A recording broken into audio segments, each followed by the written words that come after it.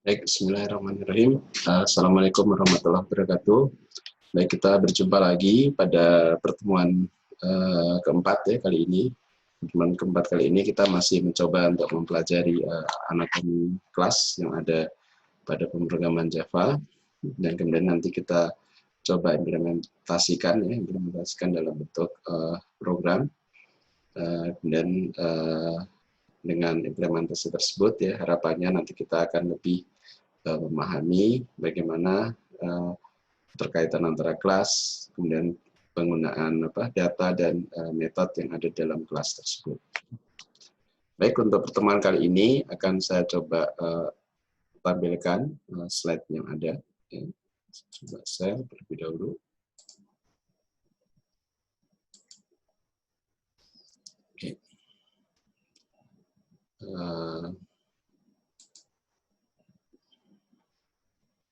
Kira-kira sudah muncul ya.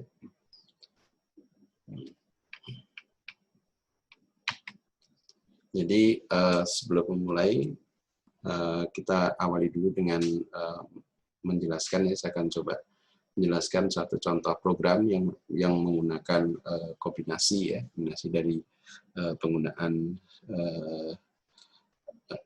alternation ya atau kondisi bersyarat ya, dan juga kita mencoba untuk belajar ya bagaimana cara mendapatkan input ya dari user ya. Jadi dalam contoh program tebak angka ini ya, program ini menggabungkan kemampuan ya, untuk menerima input ya, data dari user serta melakukan analisis ya, atas data yang diterima dengan menggunakan metode selection dan kombinasi operator kondisi bersyarat. Jadi mungkin untuk sementara saya gunakan slide terlebih dahulu ya agar mudah dalam menjelaskan. Jadi pertama kita buat kelas yang baru ya. Kita kelas yang baru, new class, kemudian kita beri nama kelas itu dengan nama kelas quizzing game ya, atau permainan tebakan. Ya. Kemudian diimport juga ada beberapa kelas yang nanti akan diperlukan ya. Jadi kita tambahkan perintah import ya, di atas penamaan kelas ya, atau deklarasi kelas.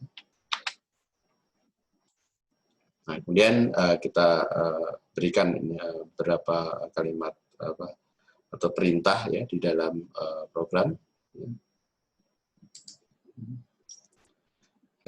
Yang pertama itu adalah untuk variabel. Ya. Jadi variabel nanti bertipe integer. Ya, bertipe integer.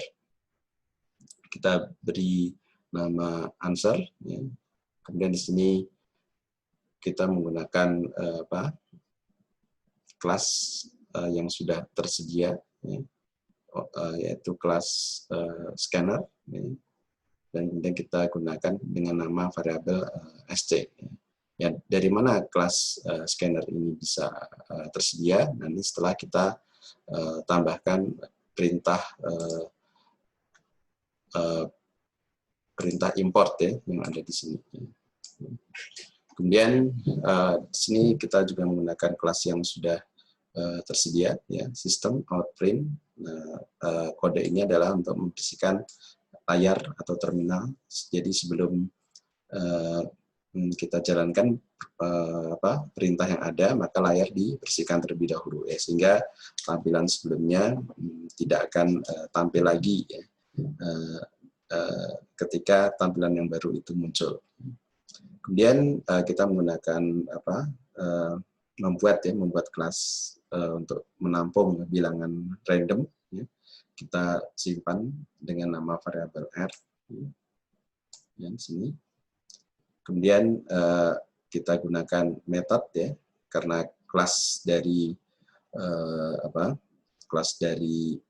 random ini memiliki metode next int integer. Itu maksudnya dia akan mengenerate bilangan random ya, dengan interval dari 0 sampai 99. Ya. Kemudian nilainya kita tambahkan 1 ya, agar bilangannya mulai dari 1. Ya. Kemudian kita buat variabel baru, ya, berapa banyak ya tebakan yang akan diberikan oleh user. Ya. Kemudian status game over, ya, false. Berarti awal mula sebelum permainan ini dimulai, maka kita deklarasikan statusnya false, ya. Dalam artian gamenya belum selesai. Ya. Kemudian tebakan dari user, ya, user request itu dalam bentuk variabel integer. Ya.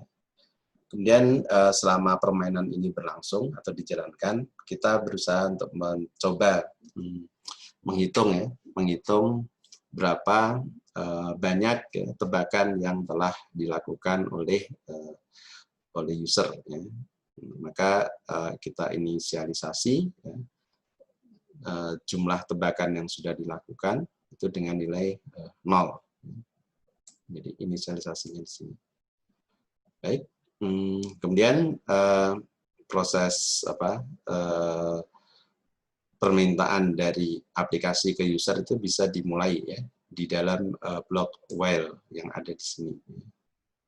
Jadi selama game over atau game itu selesai itu kondisinya false, ya, berarti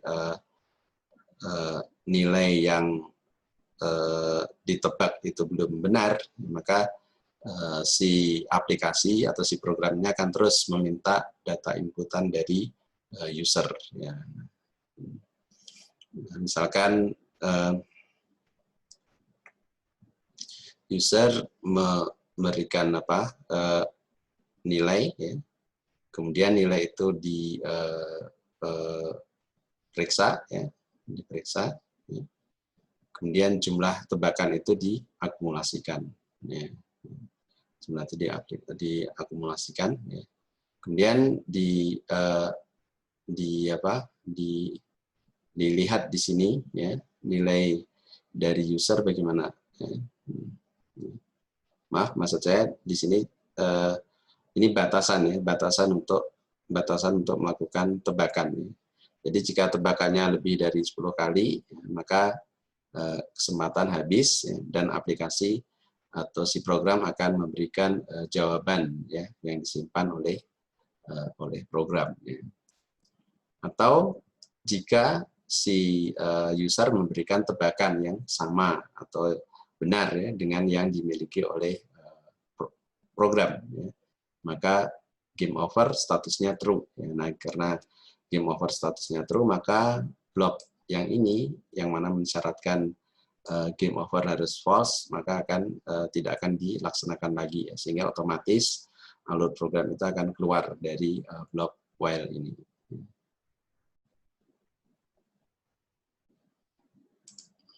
Oke.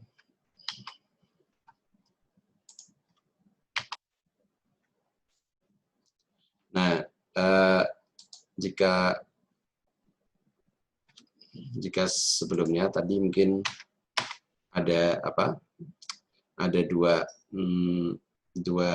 metode di sini, ya, get use quest from user dan analyze quest. Nah, metodenya ada di mana? Metodenya ada di sini. Yang pertama itu adalah dua buah metode input dan analisis data. Ya. Pertama adalah get quest from user. Ya. Ini artinya menanyakan, ya, ke user, ya, nilai berapa yang ingin diberikan, ya, dari tebakan yang ada itu. Ya. Maka di aplikasi ini dia akan menampilkan, ya, pertanyaan seperti ini. Ya. Coba tebak sebuah angka antara 1 dan 100. Ya. Nah, saat si aplikasi ini memunculkan pertanyaan ini, sebenarnya dia sudah tahu, ya, nilainya berapa. Ya. Itu didapat dengan menggunakan fungsi random, ya. Dengan menggunakan fungsi random, nilai jawaban yang benar itu sudah disimpan, ya, oleh aplikasi.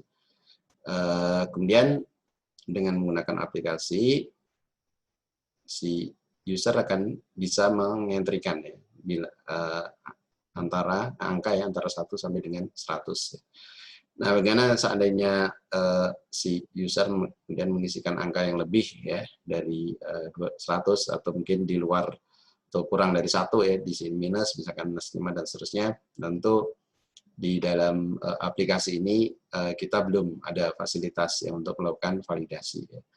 Misalkan atau si user tidak mengisikan angka ya, si user mengisikan huruf misalkan atau tanda baca dan seterusnya. Nah, bagaimana? Tentu kalau dengan menggunakan program yang sederhana ini maka akan terjadi error ya, atau program terhenti di tengah-tengah ya, karena kita memang belum menambahkan fungsi untuk melakukan validasi atas input yang diberikan oleh user ya. Ya, ini kita asumsikan bahwa si user akan memberikan angka yang tepat ya antara 1 sampai dengan 100. Kemudian setelah diterima angkanya dari input dari user, maka akan disimpan di variable X ya. Dan nanti dari method get quest from user itu akan mengembalikan ya nilai atau yang ada di variable X. Kemudian metode yang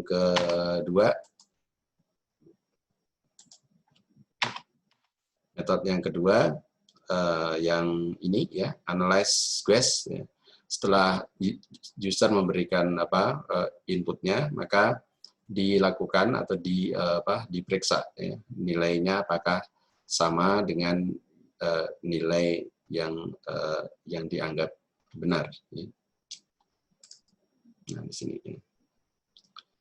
Nah, maka dalam metode itu akan dianalisis, akan diperiksa ya, variable quest ini yang diberikan oleh user ya.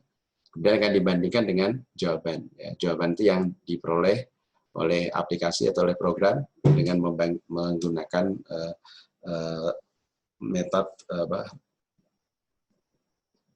metode yang membangkitkan bilangan random. Ya. Jadi seandainya tebakan dari user itu lebih dari nilai jawaban yang tinggi, maka akan muncul output atau tulisan tebakan terlalu tinggi. Ya. Demikian juga jika nilai dari tebakan itu kurang dari nilai yang benar ya, atau jawaban yang benar, maka akan muncul tebakan terlalu rendah. Nah, nanti otomatis atau kecenderungan kita ya sebagai user, maka dari beberapa kali ketebakan ya, lama-lama akan sampai juga pada bilangan yang dimaksud ya. Nah, suatu saat ketika nilainya benar ya, berarti nilai quest ini sama dengan answer, atau di dalam blok ini masuk dalam else ya, berarti tidak memenuhi syarat baik nilai tebakan itu lebih dari jawaban ataupun nilai tebakan itu kurang dari jawaban, maka secara logika nilai tebakan itu pasti akan sama ya dengan yang jawaban yang ada. Maka akan muncul tulisan ya atau output ya, well done ya, tebakan Anda benar. Nah, ini kita coba melihat hasil contoh eksekusi ya dengan menggunakan class querying game ya. Jadi kita buat kelasnya tadi sudah selesai, kita compile, kemudian kita buat instance-nya ya, diklik kanan instance, kemudian kita dapat satu instance ya, atau objek ya, querying one ya. Nah, ini penamaan yang default yang diberikan oleh BlueJ. Kemudian akan muncul pertanyaan seperti ini ya. Coba tebak sebuah angka antara 1 dan 100 ya. Misalnya kita mulai sebut aja 60, nah, tebakan terlalu rendah, berarti kita untuk selanjutnya tidak akan mungkin memunculkan 50 ya, karena 60 sudah terlalu rendah. Maka kita munculkan angka yang lebih tinggi ya dari 60. Misalnya isi 80, 80 terlalu tinggi. Nah, berarti kita secara logika akan bisa mengira-ngira ya nilainya mungkin antara 60 dan 80 ya. Kemudian antara 60 dan 80 ya kita coba tengah-tengahnya ya 70 ya. Nah, 70 terlalu tinggi. Ya. Maka kita punya dua batas yang baru ya antara 60 dan 70. Nah, kita coba tengah-tengahnya ya. 65 ya. 65 ternyata masih terlalu tinggi ya. Maka kita punya dua batas yang baru yaitu 60 antara 60 dan 65 ya. Kemudian coba tebak sebuah angka antara 1 dan 100 ya. Ini kita tebak 60 dan 63 ya. Nah, ini terlalu tinggi. Coba lagi 6, maka pilihannya tinggal 2 aja ya. 61 antara 60 dan 63 berarti tinggal pilihannya tinggal 2 aja, itu 61 dan 62. Nah, kita coba 62 terus bisa terpilih, maka nah ini tidak ada pilihan yang lain ya kecuali 61. Sehingga terakhir well done, tebakan Anda benar. Nah, ini bisa Anda lakukan berulang kali ya dengan melakukan menjalankan ini ya, metode play game ya. Jadi kalau ini sudah selesai, maka bisa klik kanan lagi di sini, maka jalankan lagi metode play game, maka akan dijedret lagi bilangan yang disembunyikan atau jawaban disembunyikan itu secara random oleh aplikasi ya. Sehingga bilangannya untuk eksekusi yang kedua ya tidak lagi 61 ya, mungkin diganti oleh aplikasi itu ke ke 60 bukan 60 ya, mungkin random yang lain ya, bisa 90, bisa 30, bisa 80 dan seterusnya. Dan kita berusaha untuk mencoba ya menebak angka yang dihasilkan oleh bilangan random tersebut. Ya ini karena ini jumlah uji coba, jumlah tebakan kita masih kurang dari 10, maka programnya tidak berhenti ya. Nah, jadi tapi kalau Anda coba berkali-kali nggak lebih dari 10, maka tadi ada kondisi yang mana kalau lebih dari 10 kali maka permainan dianggap selesai dan jawaban diberikan kepada user. Ya baik, mungkin saya lanjutkan ya. Kemudian untuk anatomi sebuah kelas ya. Kelas itu adalah sebuah unit bagian ya dari desain program berorientasi objek. Ya. Kemudian tidak ada desain berorientasi objek yang bersifat umum dan dapat diterapkan dalam berbagai aplikasi. Ya. Desain tergantung pada problem yang akan ditangani. Ya. Jadi setiap permasalahan atau setiap kasus tertentu perlu memiliki desain, ya, desain kelas dan kemudian korelasi antar kelas yang berbeda, yang spesifik ya. Yang mungkin sesuai di permasalahan tersebut, namun perlu dibuat desain yang berbeda untuk permasalahan yang lain. Jadi pemilihan desain orientasi objek yang tepat akan menjadikan program itu secara singkat dan mudah dijalankan. Ya. Sebaliknya, ketidaktepatan desain yang menjadikan program ini sulit untuk didistribusikan, sulit untuk dipelihara, kelengkapan fungsinya, dan pada akhirnya menjadikan program tidak mampu memberikan manfaat. Jadi sebisa mungkin desain yang kita berikan atau desain kelas yang kita berikan itu mudah ya untuk di maintain atau untuk dipelihara atau untuk dikembangkan di masa yang akan datang. Jadi sebisa mungkin objek itu memang benar-benar atau kelas yang kita buat itu benar-benar merepresentasikan ya kondisi keterpisahan ya antara satu objek dengan objek lain, atau kelas satu dengan kelas yang lain pada dunia yang nyata. Kemudian ini mungkin kita bisa mulai ya, contoh mendefinisikan kelas. Ya. Misalkan saya punya kelas ya tentang sport car ya, jadi kendaraan yang memang digunakan untuk aktivitas sport ya, misalkan menjelajah ya, rally ya dan seterusnya ya. Kemudian ini ada beberapa sifat ya, sport car ya, can be one of variety of colors ya. Jadi bisa warnanya berbeda-beda. Nah, yang di slide di sini ada yang warna merah, ada yang warna biru ya. Kemudian engine powernya juga beda ya, bisa 100 ya, horsepower ya, tenaga kuda, ataupun 200 horsepower ya. Kemudian modelnya, nah ini modelnya bisa yang mudah dimodif atau diubah bentuk ya, convertible, ataupun yang mobilnya bentuknya ya sudah fix ya, atau yang umum ya, regular model. Kemudian di dalam kendaraan ini, ya, anggap ini kendaraan yang canggih ya. Jadi dia punya button ya, yang bisa untuk menjalankan mesin, to start the engines ya, and parking brake ya, atau mengaktifkan rem parkir ya, atau mungkin kita sebut rem tangan ya, rem tangan yang kita tarik ya saat kendaraan itu parkir ya. Kemudian nah kalau misalkan ini beberapa sifatnya ya, ketika parking brake is release ya, ini maksudnya kalau rem tangan itu kita lepas ya, maksudnya tidak dalam posisi mengunci ya, dan kita tekan ya akselerator atau kita tekan gas ya, maka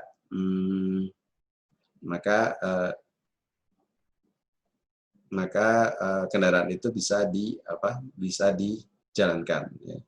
Ya, maka posisi atau posisi yang baru atau arah dari kendaraan itu dilihat ya dari transmission setting. Jadi kendaraan itu siap atau dalam posisi berjalan. Nah, ini kita coba mendefinisikan atau mencoba merepresentasikan cerita ini dalam bentuk kelas. Oke.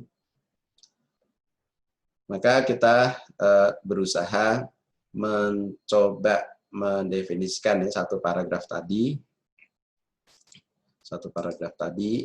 dalam dua bagian ya. Jadi yang pertama itu sesuatu yang digunakan untuk menjelaskan keadaan, kita namakan state. Ya. Kemudian sesuatu yang digunakan untuk menjelaskan pekerjaan atau behavior. Atau nah nanti ini arahnya state itu ke data, kalau behavior nanti arahnya dia ke metode ya. Nah, untuk state ya, ini ada berapa properties atau sifat, ya, misalkan color, ya, warna. Nah, warna kemudian kita bisa mendefinisikan tipenya, ya, jadi tipenya sebagai data teks ya.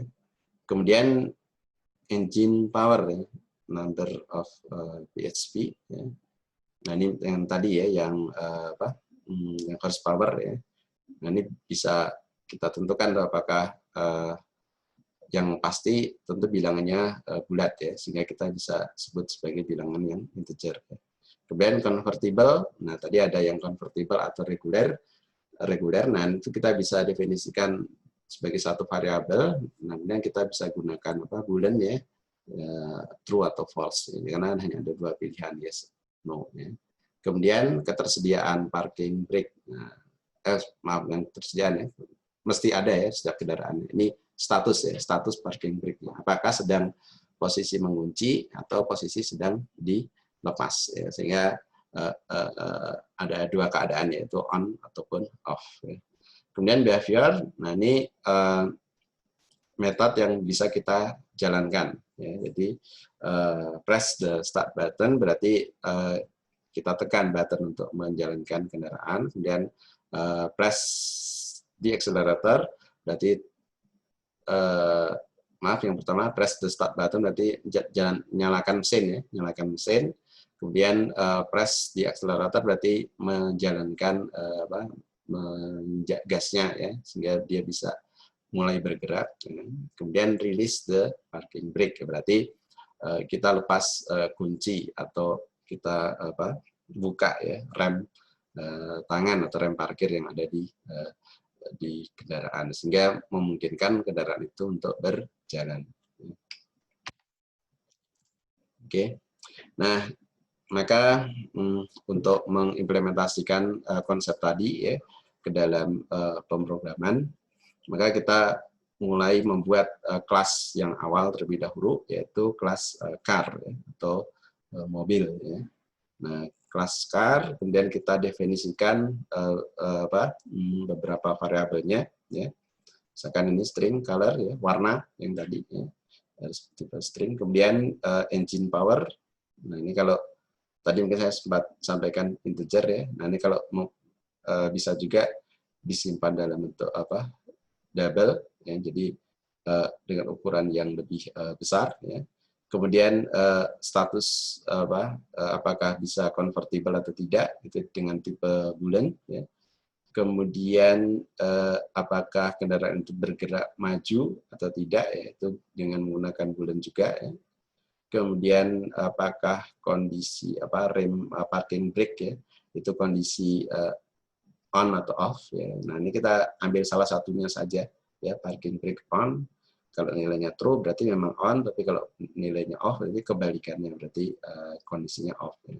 Jadi tidak perlu ya dibuat dua variabel yang terpisah ya, cukup satu saja. Kemudian kita ubah nilai boolean-nya atau nilai logikanya ya, true atau false. Kemudian is moving ya, apakah sedang bergerak ya, ini juga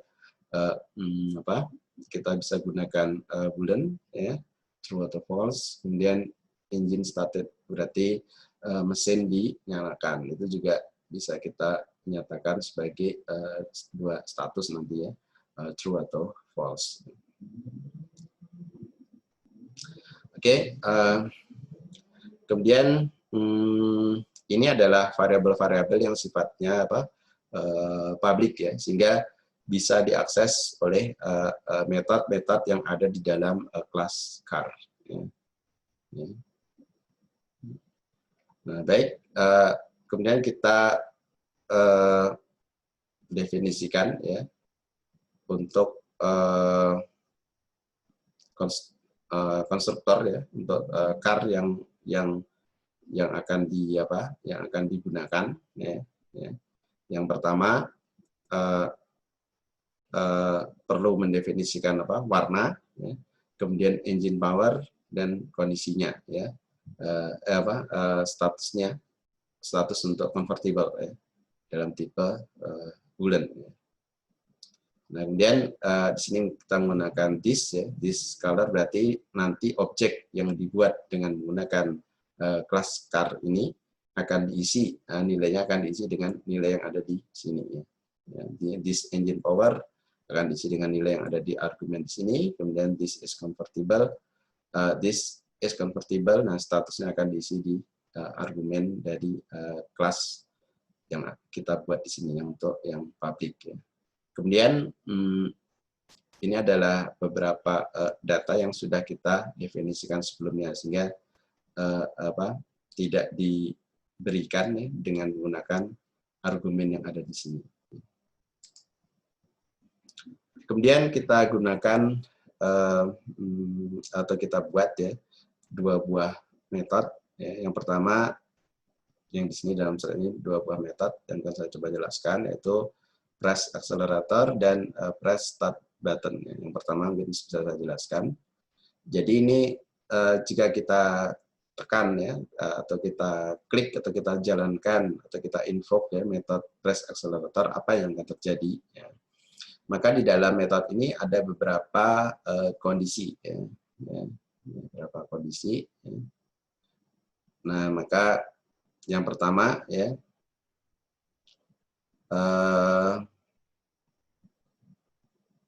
yang pertama, jika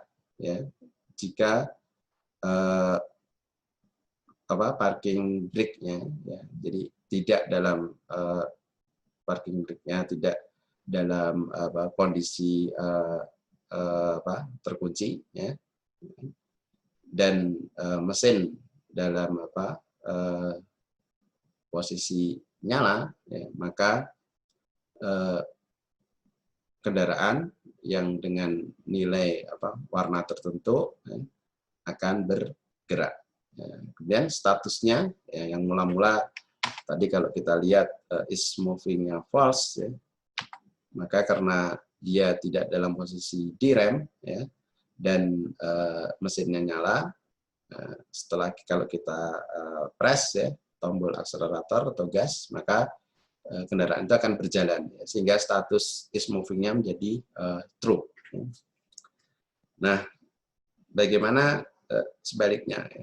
Sebaliknya, jika mesinnya nyala, namun ini masih dalam kondisi di rem, jadi rem parkirnya masih parking brake-nya masih aktif, maka kendaraan, maka akan ada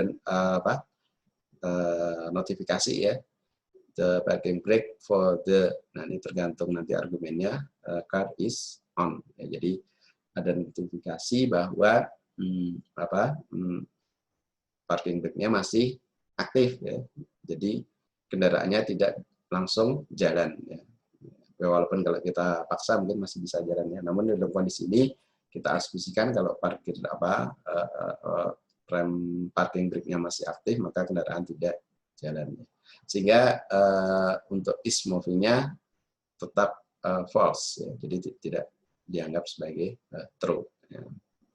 Kemudian kondisi yang lain, kondisi yang lain ini mesin tidak nyala, mesinnya tidak nyala, nah ini terserah parking brake-nya aktif atau tidak, maka akan muncul notifikasi, kalau kita tekan button akseleratornya akan ada keterangan mesin belum dinyalakan. Nah, kemudian metode yang lain, nah ini adalah press start button, ini untuk menyalakan mesin. Nah ini if, ini tanda serunya adalah not, jika mesin dari kendaraan itu belum dinyalakan, kalau kita tekan ini, jadi kalau mula-mula dia memang belum nyala, kemudian kalau kita jalankan metode press start button, maka mesin kendaraan akan menyala atau mulai aktif, engine for the, ini tergantung kendaraan atau mobilnya nanti, dan car is starting. Kemudian statusnya juga diubah, yang mula-mula false akan diubah menjadi true, sehingga kendaraan yang mula-mula mesinnya mati akan menyala. Nah, kemudian metode yang selanjutnya yaitu release parking brake. Jadi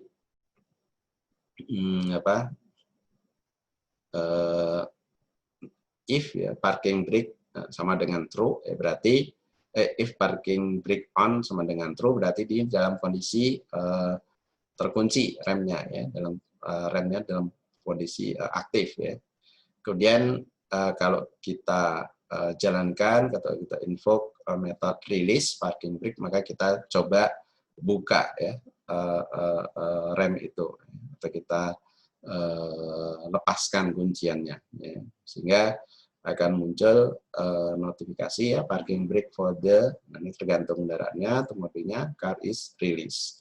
Sehingga jika mula-mula dia dalam kondisi terkunci atau remnya aktif, maka akan dibuka, sehingga status yang mula-mula true, maka akan kita ubah dengan perintah yang ini, parking brake on sama dengan false, sehingga yang mula-mula terkunci karena on itu nilainya false, maka tentu secara logika nilainya jadi off, dalam artian tidak dalam kondisi terkunci atau terrem. Oke, baik, dari apa yang saya jelaskan, jadi dengan demikian sebuah Java class ini mendefinisikan state sebagai sebuah kumpulan variabel yang merepresentasikan semua data-data yang diperlukan, sedangkan behavior itu sebagai kumpulan fungsi yang merepresentasikan semua hal yang bisa dikerjakan. Dalam bentuk implementasi, kedua hal tersebut dinyatakan sebagai data dan metode, jadi tidak sebagaimana besar program yang lain, seperti C++, metode pada Java itu merupakan bagian dari kelas. Jadi tidak bisa dia berdiri sendiri, dia harus fungsi atau kemampuan itu harus ikut di kelas yang apa. Jadi sebagaimana contoh tadi, press accelerator misalkan, atau untuk mengaktifkan release break dan seterusnya. Itu adalah fungsi-fungsi yang ada di kelas car atau kelas mobil ya. Ya. Jadi untuk kelas yang lain misalkan kelas komputer ya, atau mungkin kelas sepeda mungkin tidak ada ya parking brake-nya, sehingga metode parking brake itu hanya dimiliki oleh kelas car atau kelas mobil. Kemudian aplikasi BlueJ akan membantu menunjukkan desain atau template yang dinyatakan di kelas yang menjadi sesuatu yang nyata ya, dalam bentuk objek. Nah, ini anatomi kelasnya ya, anatomi kelas. Nah, contohnya kelas tidak nggak sebagai blueprint ya, dari sebuah objek yang akan dibuat. Nah, blueprintnya seperti ini ya, kelasnya. Kemudian menjadi objek atau menjadi instance ya.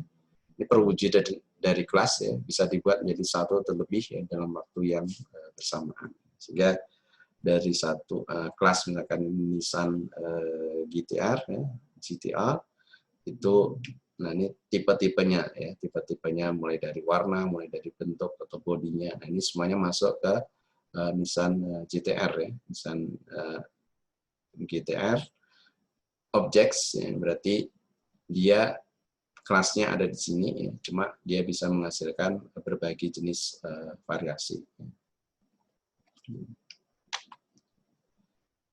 Nah, jika tadi sudah kita buat ya di slide sebelumnya, maka kita coba jalankan ya, perintah yang ada. Ya, tadi kelas car sudah kita desain, kita buat. Nah, sekarang kita coba untuk jalankan. Ya.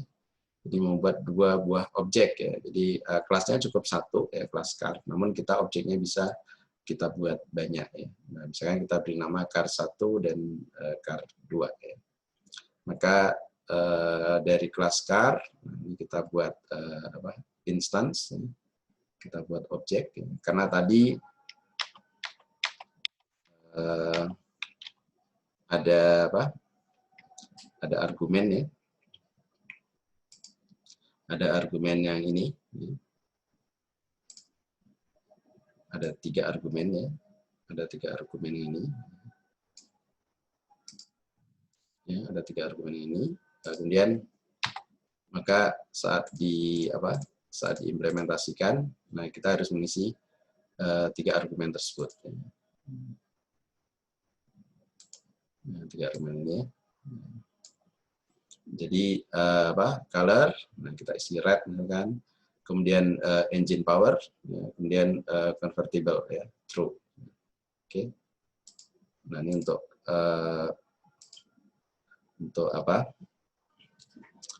kelas untuk objek ya, untuk car 1 ya. Kemudian car yang kedua juga ya, kita lakukan hal yang sama sehingga di dalam tampilan akan muncul atau akan tampak ya, akan nampak 2 buah objek ini ya. Oke, sorry. Ya, 2 buah car 1 dan car 2.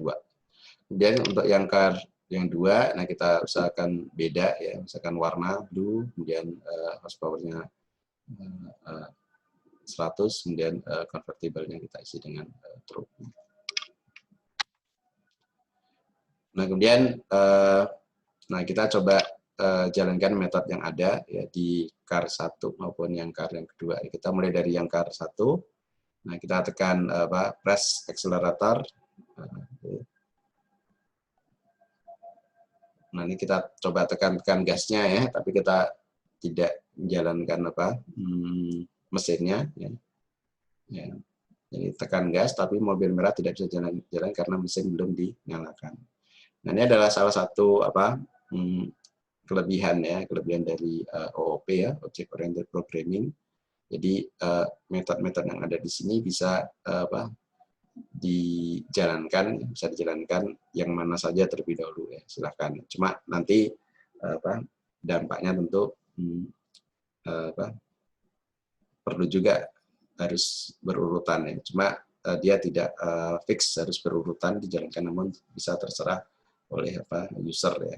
Ya mungkin beberapa waktu yang lalu saya pernah mencontohkan misalkan untuk aplikasi Word. Nah, kita bisa mengetik dulu ya, kemudian save ya, atau setelah new dokumen ya kita save terlebih dahulu baru kemudian mengetik ya. Jadi urutannya lebih fleksibel ya. Jadi tidak harus monoton ya. Misalkan buat dokumen dulu terus ketik terus save ya. Nah, itu boleh kita balik ya karena dia menggunakan konsep OOP juga, Object Oriented Programming juga. Jadi setelah buat satu dokumen baru ya supaya aman saja ya udah kita save terlebih dahulu dengan nama tertentu. Nah, baru kemudian kita ketik isian di dalamnya. Nah, itu memungkinkan. Ya, jadi mirip seperti ini juga. Ya, jadi kita press accelerator, kita jalankan terlebih dahulu ya, tapi kita lupa ya, atau kita mungkin belum tahu bahwa yang harus diaktifkan terlebih dahulu adalah mesinnya. Jadi walaupun akseleratornya gasnya kita nyalakan, nah tentu kendaraannya tidak akan berjalan ya karena mesinnya belum nyala. Sehingga di aplikasi itu akan muncul notifikasi seperti ini. The engine for the red car is not started. It's not started. Jadi yang pertama itu red car, yang kedua adalah yang blue car. Oke, sekarang kita coba tekan tombol start ya. Tekan tombol start, ya, press start button, masih pada mobil yang sama, mobil pertama, mobil merah, ya, red car. Maka akan muncul keterangan ya, engine for the red car is starting. Ya, jadi starting, jadi akan nyala mesinnya. Nah, kalau sudah siap nyala, maka kita coba tekan gas ya. Tekan gas merah tetap, ternyata tidak bisa jalan juga ya karena rem parkirnya masih aktif. Jadi the parking brake for the red car is on. Jadi kita coba gas lagi, kita masih lupa ada satu bagian lagi yang belum diubah ya, yaitu yang metode yang ketiga yaitu release parking brake. Ini mobilnya belum jalan-jalan nih. Yang tadi yang pertama mesinnya belum dinyalakan, sekarang sudah nyalakan mesin, mau tekan gasnya ternyata belum jalan, ternyata masih kelupaan ini ya rem parking brake-nya belum dibuka ya, jadi masih dalam kondisi terkunci. Oke. Nah, sekarang kita klik atau kita jalan invoke ya metode release parking brake ya. Nah, maka ini akan berubah statusnya ya. Yang dari mula-mula mungkin tadi true ya, jadi false ya. Jadi parking on-nya mula-mula true atau terkunci. Setelah kita invoke di sini maka dia akan mungkin false ya. Yang ini ya. Jadi dia defaultnya yang ini ya, defaultnya ini parking brake on itu true ya, defaultnya. Setelah instan itu kita buat dia true, maka dia posisi terkunci ya. Maka dengan menggunakan metode yang ini ya, jika nilainya true maka akan dirubah jadi false ya. Sehingga jika dengan menggunakan release parking brake ya, jika mula-mula dia parking brake-nya on atau terkunci, maka akan menjadi parking brake on true, maka akan jadi parking brake on false ya. Sehingga dia akan tidak terkunci lagi. Oke. Nah, ini yang kembali ke sini ya. Parking brake for the red car is released ya, maka buka remnya roda bisa berputar.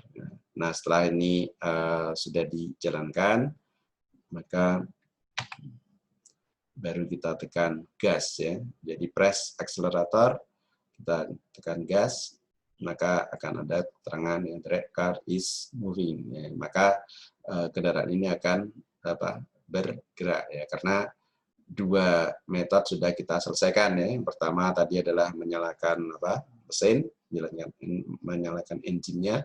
Kemudian yang kedua, nah kita buka ya, kita buka kuncian dari parking brake atau rem tangan tadi, rem parkir tadi. Tekan gas maka mobil merah akan berjalan. the red card is moving. Kemudian jika kita ingin melihat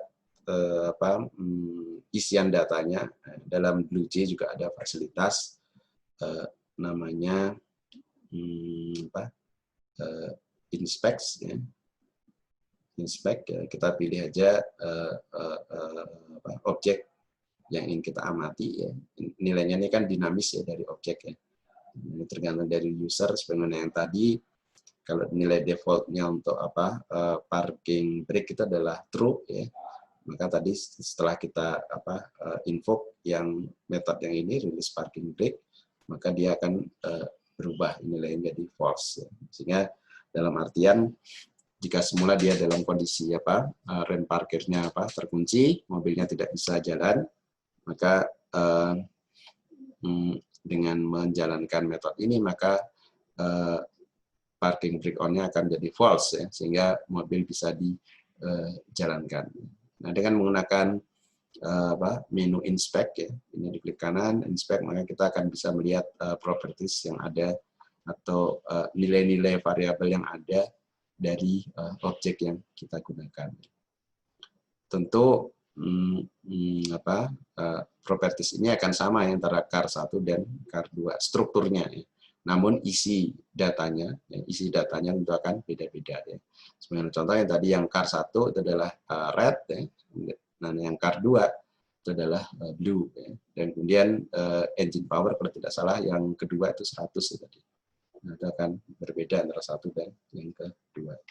Isian datanya, ya. Namun strukturnya akan sama, ya, karena kita buat objek car1 dan car2 ini dari template yang sama, ya, template kelas car. Nah, ini yang car yang kedua, ya. Nilainya W, kemudian double engine power itu 100, kalau sebelumnya adalah 80, ya. Kemudian is convertible through direction forward through.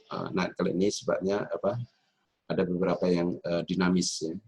Misalkan ini is moving, false, ya, is moving, true, karena tadi kita sudah coba jalankan kendaraan sehingga untuk property is moving jadi true. Tapi defaultnya, nah kita belum menjalankan mobil yang kedua, mobil yang biru belum kita jalankan, jadi defaultnya nilainya adalah false. Nah, ini kalau kita kembali lagi ke definisi awal tadi, nah saat template asalnya is moving adalah false. Saat metode itu belum kita jalankan atau kita invoke, ya. Oke, ini untuk yang car yang kedua, yang blue car. Nah, kemudian nah ini tadi kita sudah coba, ya. Jadi saat objek dibuat terdapat 3 parameter input, dan ini tadi sudah saya jelaskan, ini saya jelaskan lagi, ya. Jadi dengan menggunakan this, ini dia bersifat dinamis, ya, dengan berikan nilai input, ya, saat objek itu dibuat, ya. Jadi kalau kita ingin membuat mobil yang ketiga, yang car3 atau mungkin kita car4, car5, ya, car6 dan seterusnya, ya. Atau dengan nama-nama yang lain, ya. Nah, ini akan selalu muncul, ya, akan muncul window ini untuk meminta kita untuk mengisi, ya, nilainya, ya, untuk setiap instance atau untuk setiap objek yang kita buat, ya.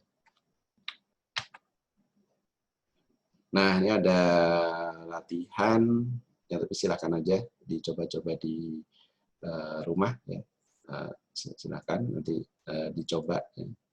Namun tidak perlu dikumpulkan, ya. Silakan Anda mencoba sendiri dengan tantangan kecil, ya. Tantangan seperti ini, ya, coba aja sendiri. Yang pertama, buat 5 objek mobil warna red, green, blue, ya, umumnya, ya, red, blue, green, jadi agak aneh, ya, red, green, blue atau red, blue, green, ya, black dan white, ya. Jadi ada 5 objek, silakan dicoba. Kalau tadi kan di slide contohkan hanya 2, ya, red dan blue. Nah, silakan coba yang lain, misalkan green, black, dan white. Kemudian jalankan beberapa metode agar semua mobil dalam status sedang berjalan. Nah, tadi sudah saya jelaskan contohnya cara menjalankan mobil itu bagaimana ya. Dengan setelah instan itu berhasil dibuat, kalau tadi instansnya ada 2 ya, red dan blue. Nah sekarang kita punya mobilnya banyak ya. Anggap aja nih mobil beneran ya. Jadi kita tinggal klik kanan dan instan buat, nah kita sudah punya mobil baru ya. Walaupun ini hanya dalam aplikasi ya. Ya, anggap aja nih mobil baru. Jadi betapa mudahnya ya kita membuat mobil ya. Dengan template yang sudah ada, jadi red, blue, green, black, dan white. Ya. Dan nah ini defaultnya semua mobil itu dalam kondisi diam ya, jadi is moving-nya tadi adalah false. Nah sekarang gimana caranya agar kelima-lima mobil itu jalan? Ya. Nah tadi coba Anda jalankan, ya. Coba Anda jalankan sehingga di notifikasi yang ada di output ya, di layar output itu bisa muncul seperti ini ya. Sorry.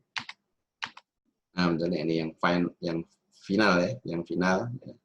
Yang paling akhir ini the red car is moving ya. Kemudian di sini ada the blue car is moving, kemudian the green car is moving, kemudian the black dan white ya. The black car is moving, kemudian the white car is moving. Ya, jadi 5 mobil itu semuanya the 5 cars are moving. Tidak perlu seperti itu, tapi ditampilkan satu-satu ya.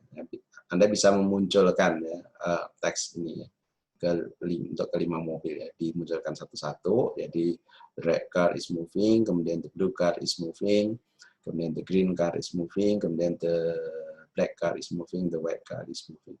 Nah, ini ada 5 mobil itu semuanya dalam posisi berjalan. Karena defaultnya dengan menggunakan cara seperti ini, defaultnya setiap objek itu dalam posisi diam ya, atau posisi diam ya, is moving-nya adalah false. Ya.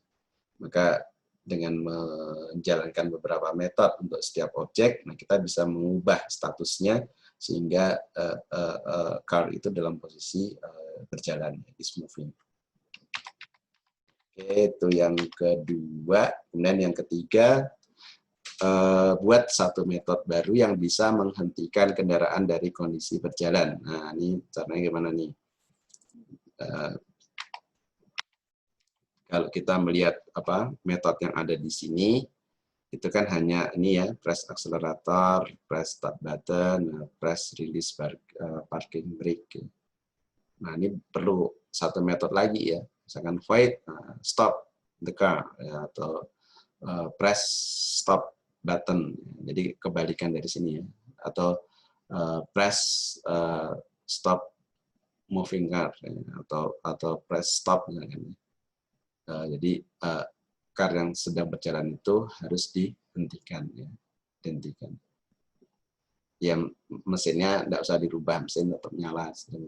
Kemudian parking brake-nya masih on dengan tapi car-nya atau mobilnya itu dalam posisi berhenti ya. Caranya gimana? Sehingga yang mula-mula kendaraannya berjalan ya, seperti ini ya. Nah, Anda bisa kembangkan dari sini ya, kalau mungkin mudahnya. Jadi public void, kemudian nama metodenya apa, misalkan stop car atau apa di sini. Kemudian statusnya apa ya. Nah, statusnya apa? Maka yang diperiksa tentu status kendaraannya ya. Ya, is moving-nya apa? True atau false ya. Kalau memang dia is moving-nya true, nah berarti jalankan. Maka di sini apa yang harus diubah ya. Kalau is moving-nya di sini true, maka diubah is moving-nya menjadi false. Kemudian parking brake-nya yang mula-mula kalau memang ingin ikut diaktifkan ya, parking brake-nya yang mula-mula false, maka harus jadi true ya.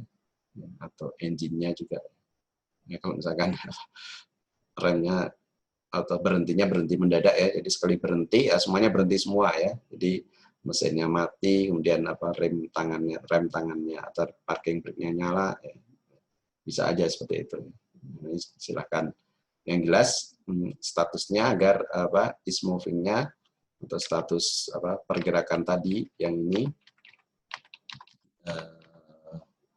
ini ya, jika mula-mula dia true, ini posisi berjalan, ini harus diubah agar jadi false, sehingga kondisi kendaraannya dia dalam posisi berhenti. Oke. Ini silakan dicoba sendiri ya, coba-coba sendiri ya, tidak perlu dikumpulkan ya. Kemudian untuk selanjutnya yaitu untuk sistem kelas ya. Sistem kelas itu adalah representasi ya dari Java Virtual Machine. Kemudian sistem punya metode yang cukup lengkap yang dapat menjadi proxy atau penghubung antara program dan sistem operasi host ya. Dengan ketersediaan sistem kelas maka program Java dapat dijalankan di berbagai jenis sistem operasi. Nah, ini salah satu keunggulan dari program Java. Dia punya Java Virtual Machine. Jadi kita buat satu jenis kode program, nah itu insya Allah nanti bisa dijalankan di berbagai jenis sistem operasi ya. Apakah Windows atau Linux atau di sistem operasi mobile ya, di Android dan seterusnya. Ya, namun tetap ada syaratnya di sistem operasi tersebut harus punya Java Virtual Machine, sehingga nanti Java Virtual Machine ini akan menjadi penghubung ya antara kode program yang kita buat dengan sistem operasi ya, atau mesin tempat di mana kode program itu berada. Ya. Kemudian koleksi modul dan kelas bisa digunakan, dapat diakses melalui dokumentasi yang disediakan Oracle. Oracle ini adalah yang memaintain Java saat ini. Ya. Kalau dulu mungkin kita kenal ada Sun Microsystem yang dulu sekali. Ya. Nah, untuk saat ini Java dikelola oleh Oracle. Nah, ini salah satu contoh, dan contohnya di sini ya. Ini adalah dokumentasi, sehingga kelas-kelas yang sudah tersedia yang ada di Java itu bisa kita gunakan langsung ya. Jadi kita tidak perlu membuat ulang ya, Nah, ini dikemas dalam paket dan modul yang sudah terstruktur dengan baik ya. Nah, ini kita ingin cari fungsi-fungsinya untuk apa, nanti silakan Anda bisa baca di dokumentasi yang ada di websitenya Oracle. Oke, mungkin untuk pertemuan kali ini sampai di sini. Nah, ini sebagai latihan agar Anda lebih mengenal ya anatomi kelas pada Java, mungkin silakan bisa dicoba di sini ya untuk dikerjakan. Nanti jika ada hal-hal yang ingin ditanyakan atau ada permasalahan, silahkan sampaikan ke saya ya secara langsung ya, lewat platform di 4 Live ya, ataupun lewat WA grup ya. Silahkan, saya terbuka untuk melakukan diskusi dengan materi yang sudah saya ajarkan ya, dari pertemuan 1 hingga pertemuan 4 kali ini. Baik, mungkin sampai di sini yang saya sampaikan ya. Kurang lebihnya saya mohon maaf ya jika ada hal yang kurang mengerti ya. Ya, semoga kita semua dalam kondisi sehat ya. Insya Allah kita bisa berjumpa lagi minggu depan. Ya. Untuk tugas-tugas yang sudah dikumpulkan, nanti akan saya coba lihat kembali ya, dan akan saya beri nilai ya, sebagai bagian dari tugas ya. Baik, sampai di sini. Sekian, terima kasih. Mengucapkan alhamdulillah, saya tutup pertemuan kali ini. Sekian, terima kasih. Wassalamualaikum warahmatullahi wabarakatuh.